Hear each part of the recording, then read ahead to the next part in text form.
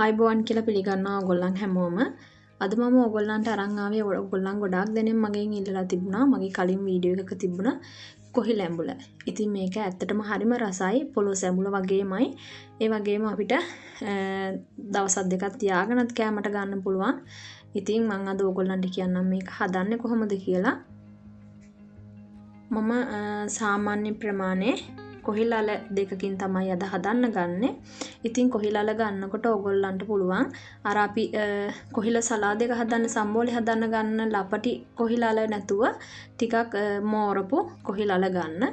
ඉතින් මම මේ වගේ කොහිලල දෙකක් අරගෙන මේ විදිහට පොඩි කෑලි වලට කපා ගන්නවා. ගොඩාක් ලොකු කෑලි කපා ගන්න එපා. මේ වගේ සාමාන්‍ය ප්‍රමාණය පොඩි මම මේ කපනවා වගේ කෑලි වලට කපා ගන්න. ඊට පස්සේ මේ කොහිල එක මෙන්න මේ විදිහට කපා ගන්න ඕනේ. ඉතින් පරිස්සමට නිවාඩුව කපා ගන්න නැත්තම් කැඩෙනවා. මෙන්න මේ විදිහට කපා ගන්නයි තියෙන්නේ.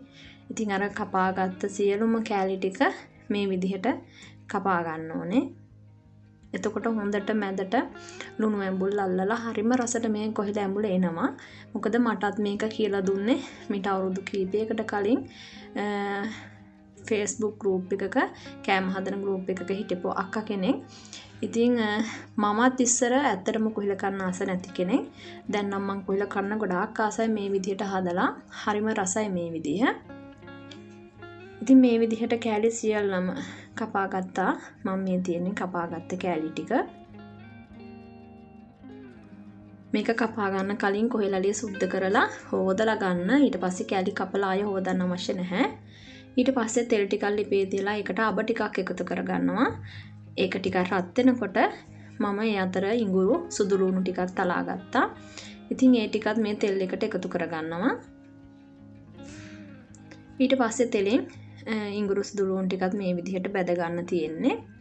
ඊට පස්සේ මම එකතු කරගන්නවා මේකට රතු ලුණු ටිකක්, කරපිංචා. ඉතින් ඕගොල්ලන්ට තියෙනවා රම්පේ ටිකක්, සේර, ඒ වගේ දේවලුත් එකතු කරගන්න පුළුවන්. මම උළුහල් ටිකකුත් එකතු කරගත්තා.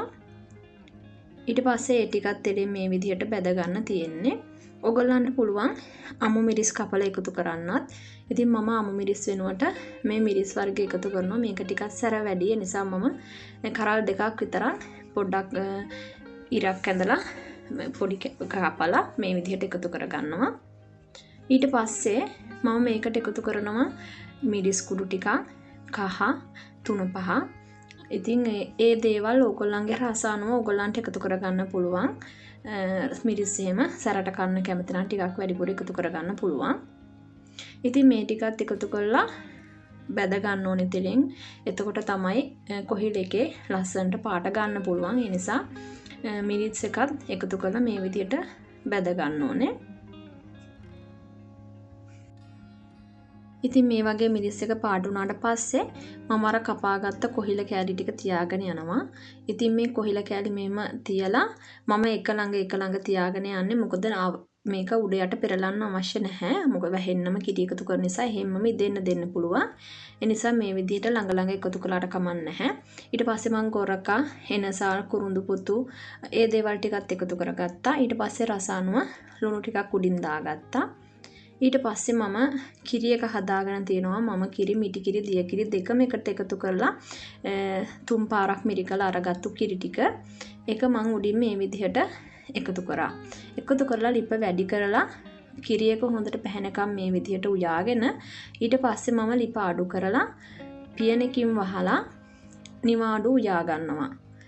ඉතින් මේක පොඩි වෙලාවක් යනවා පොළොස් මාළු හදනවා වගේම.